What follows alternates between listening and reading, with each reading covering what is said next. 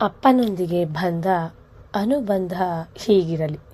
ಒಂದು ಕಾಲಕ್ಕೆ ಅಪ್ಪನೆಂದರೆ ಕೂಡಲೇ ಮಕ್ಕಳು ಮುದುಡಿ ಮೂಲೆ ಸೇರುತ್ತಿದ್ದರು. ಆದರೆ ಆ ದಿನಗಳು ಹೋಗಿವೆ. ಕುಟುಂಬಗಳು ಚಿಕ್ಕವಾಗಿದೆ. ಒಬ್ಬರು ಇಬ್ಬರು ಮಾತ್ರ ಸಂತಾನಕ್ಕೆ ಸಮ್ಮತಿ ಸಹಮತ ಹೊಂದಿದ ದಂಪತಿಗಳಿಗೆ ಮಕ್ಕಳೇ ಪಂಚಪ್ರಾಣ. ಇನ್ನು ತಂದೆಯಂತೂ ಅವರಿಗೆ ಪ್ರಾಣ ಸ್ನೇಹಿತ.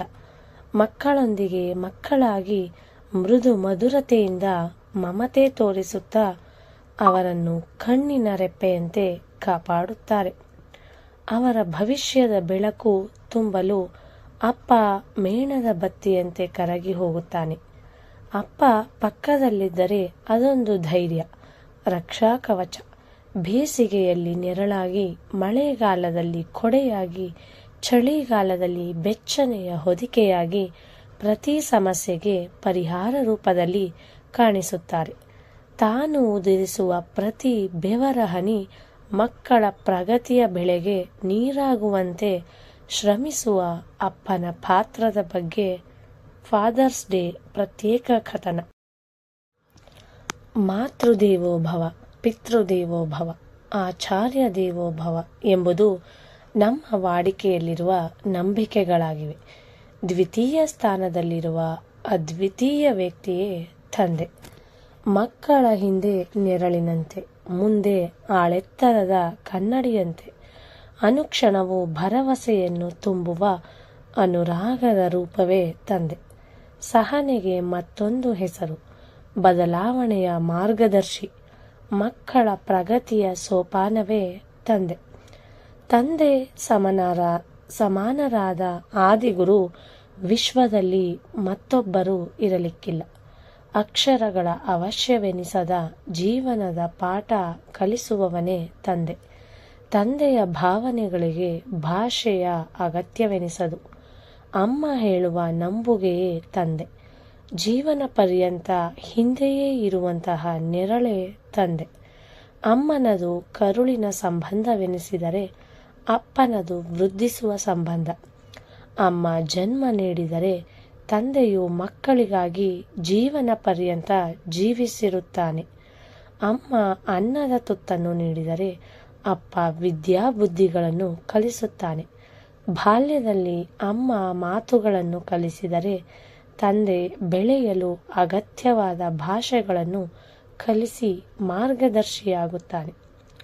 ಅಪ್ಪ ಎಂದರೆ ಹೊಣೆಗಾರಿಕೆ, ಧೈರ್ಯ, ಭದ್ರತೆ, ಭರವಸೆ. ಎಲ್ಲವಕ್ಕೂ ಮಿಗಿಲಾಗಿ ತ್ಯಾಗಕ್ಕೆ ಮತ್ತೊಂದು ಹೆಸರೇ ತಂದೆ. ಮಕ್ಕಳ ಸುಖಕ್ಕಾಗಿ ತನ್ನ ಅವಶ್ಯಕತೆಗಳು, ಆರೋಗ್ಯ, ಆನಂದವನ್ನು ಪಕ್ಕಕ್ಕಿಡುತ್ತಾರೆ. ಮಕ್ಕಳು ಒಂದೊಂದು ಮೆಟ್ಟಿಲನ್ನು ಹತ್ತುತ್ತಿದ್ದರೆ ಒಳಗೊಳಗೆ ಖುಷಿ ಪಡುತ್ತಾನೆ. ಮಕ್ಕಳ ವಿಜಯವನ್ನು ತನ್ನ ಜಯವೆಂದೇ ಭಾವಿಸಿ ಚಿಕ್ಕ ಮಗುವಿನಂತೆ 10 ಮಂದಿಯೊಂದಿಗೆ ಪ್ರಾಪ್ತ ವಯಸ್ಸಿಗೆ ಬಂದ ಮಕ್ಕಳನ್ನು ಸ್ನೇಹಿತರಂತೆ ಭಾವಿಸುವ ಮೊದಲ ವ್ಯಕ್ತಿಯೇ ತಂದೆ. ಬೆಳೆದಿರುವ ಮಕ್ಕಳೊಂದಿಗೆ ಅಪ್ಪ ಮಾತನಾಡುವ ವಿಧಾನದಲ್ಲಿ, ಸ್ಪರ್ಶದಲ್ಲಿ ಸ್ನೇಹದ ಗಾಢತೆ ಸ್ಪಷ್ಟವಾಗಿ ಅರಿವಾಗುತ್ತದೆ. ಮಕ್ಕಳು ಎಷ್ಟೇ ಪ್ರಗತಿಯನ್ನು ಹೊಂದಿದ್ದರೂ ಅವರ ದೃಷ್ಟಿಯಲ್ಲಿ ತಂದೆಯೇ ಮೊದಲ ಕಥಾನಾಯಕನೆನಿಸುತ್ತಾನೆ. ಬಾಲ್ಯದಲ್ಲಿ ಮಕ್ಕಳು ಹತ್ತುವಂತಹ ಮೊದಲ ವಿಮಾನವೆಂದರೆ ತಂದೆಯ ಭುಜಗಳೆಂಬುದನ್ನು ಮರೆಯಲಾಗದು. ಮಗನನ್ನು ಶಾಲೆಗೆ ಕಳುಹಿಸುತ್ತಾ ಶಿಕ್ಷಕರಿಗೆ ಓರ್ವ ತಂದೆ ಹೀಗೊಂದು ಕಾಗದ ಬರೆದನು. ಅದರಲ್ಲಿ ನನ್ನ ಮಗನಿಗೆ ವಿದ್ಯಾಭ್ಯಾಸದೊಂದಿಗೆ ತಪ್ಪು ಮಾಡುವುದಕ್ಕೆ ಭಯ ಪಡುವಂತಹ ಸ್ವಭಾವವನ್ನು ಕಲಿಸಿರಿ ಎಂದು ಬರೆದಿದ್ದನು. ಆತನೇ ಅಬ್ರಹಂ ಲಿಂಕನ್. ಪ್ರತಿಯೊಬ್ಬ ವ್ಯಕ್ತಿಯ ಜೀವನದಲ್ಲಿ ಅಪ್ಪನ ಜೇಬೆ ಮೊಟ್ಟ ಮೊದಲ ಬ್ಯಾಂಕ್.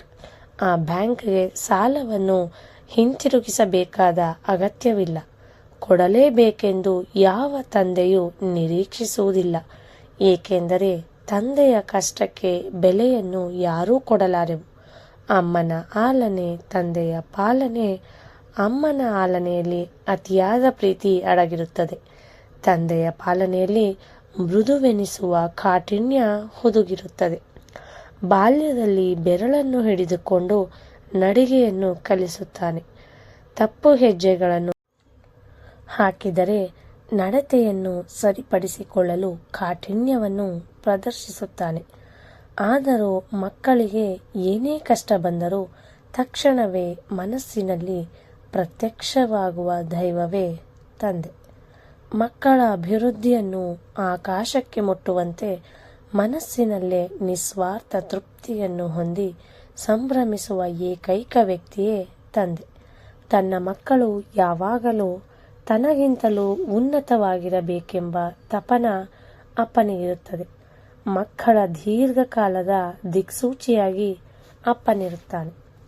ಅಮ್ಮ ತನ್ನ ಪ್ರೇಮವನ್ನು ಕಣ್ಣುಗಳಲ್ಲಿ ನೋಡಿದರೆ ಅಪ್ಪನ ಪ್ರೇಮ ಆತನ ಹೃದಯದೊಂದಿಗೆ ವೀಕ್ಷಿಸುತ್ತದೆ. 100 ಮಂದಿ ಗುರುಗಳಿಗಿಂತಲೂ ತಂದೆಯ ಸ್ಥಾನವೇ ದೊಡ್ಡದು ಎಂದು ಶಾಸ್ತ್ರಗಳು ಹೇಳುತ್ತಿವೆ.